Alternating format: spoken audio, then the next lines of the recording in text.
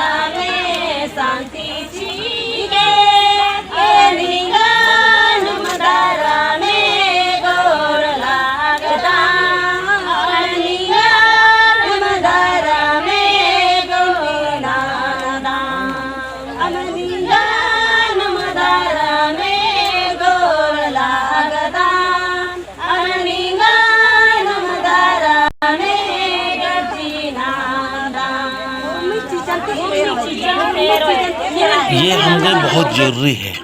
आज हम लोग को सरना समाज के धर्म भाई बहन जो सरना आते हैं, उनको ध्यान रखने की बहुत ज़रूरी है कि हम लोग सरना में अच्छा माहौल बनाएंगे। अच्छा हम लोग एक तरह से देखने में भी अच्छा लगे, सुनने में भी अच्छा लगे, और हम जो बातें करते हैं वो भी बहुत अच्छा लगना चाहिए। हमारा हरकत भी बहुत अच्छा लगना चाहिए। हमारा जो सफ़ेद साड़ी और लाल पार और ब्लाउज लाल अगर पहनती है हमारे धर्म भाई बहन, इनको भी देख के बहुत अच्छा लगता है। हम सभी को इस बात को हमको ध्यान रखना है कि हमें इस तरह से लोगों को महसूस नहीं कराना चाहिए कि हम लोग किसी अन्य देवी देवता या अन्य चीज़ को पूजा करते हैं। हम लोग सर्वशक्तिमान धर्मेश का पूजा पाठ करते हैं और उसी के अधीन हम लोग इस बात को जानते हैं कि उसके द्वारा ही सब कुछ चल रहा है और सब कुछ हो रहा है। तो हम लोग किसी भी व्यक्तियों को पैर पकड़ के गुरु मान लेना, पैर पकड़ के भगवान मान लेना, इस प्रकार से गाड़ियों को भगवान की तरह पूजा पाठ कर लेना, या किसी अन्य देवी देवताओं को भगवान की तरह एकदम बिल्कुल समर्पित होकर पूजा पाठ कर देना धर्मेश का अपमान है, चाला माँ का अपमान है। चाला माँ धर्मेश ना स्त्री ना पुरुष कुछ नहीं, वो एक सुपर पावर शक्ति है, और उस शक्ति के माध्यम से सब कुछ चल रहा है, सब कुछ हो रहा है। तो सारे लोग अपने अपने सोच और विचार के अनुसार बोलते हैं, करते हैं और बताने का प्रयास करते हैं। तो मैं भी इसी पहल के अनुसार, जो हम लोग आज बहुत सारे उलझे हुए हैं, पूजा पाठ में उलझे हुए हैं, भगत भक्तायन के माध्यम से हमारे समाज में एक तरह से बहुत सेवा तो किया गया है, लेकिन बहुत सारे ऐसे भगत भक्तायन हैं, ऐसे बहुत ओझामती गुनी है जिसके द्वारा घर को, परिवार को तोड़ दिया गया है, डायन बिसाही बोल के लड़ाया गया है, झगड़ा कराया गया है, घर घर में नफरत, घर घर में घृणा पैदा कर दिया गया है।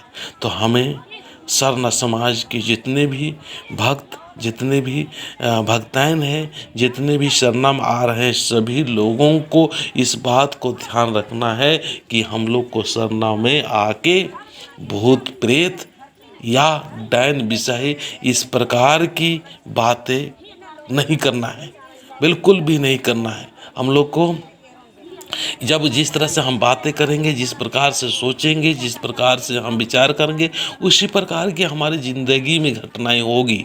इसीलिए हम लोग को अपना सोच को, अपने विचार को धर्मेश में पूर्ण समर्पित करना है, और धर्मेश में ही हम लोग स्थित होना है। अंदर से भी बाहर से भी जब हम स्थित होते हैं तो जीवन की जो रहस्य है उस रहस्य को समझ पाएंगे। सरना हमारा धर्मेश का राज है। सरना स्थान में हम लोग धर्मेश को हम लोग एक स्थान और धर्मेश का स्थान हम लोग मानेंगे, और उस स्थान में धर्मेश विराजमान है, ऐसा समझना है, ऐसा समझने की ज़रूरत है। तो आज हमें जो बहुत सारे भक्त भक्तायन के द्वारा हमें नफरत पैदा करा दिया गया है, और उनके अंदर जो उनके अनुसार जो हम लोग पूर्ण विश्वास कर लेते हैं, उससे कितने लोगों का जीवन बर्बाद हुआ है ये सब जानते हैं, लेकिन फिर भी हम लोग वहीं फंसे हुए हैं। तो हम चाहेंगे कि सरना धर्म भाई बहन सरना में जो आते हैं सभी लोग अच्छा माहौल बनाएं, और धर्मेश को सबसे ऊंचा माने, सरना को सबसे ऊंचा माने, और सही दिशा और सही गति देने के लिए आगे आए। जय धर्मेश।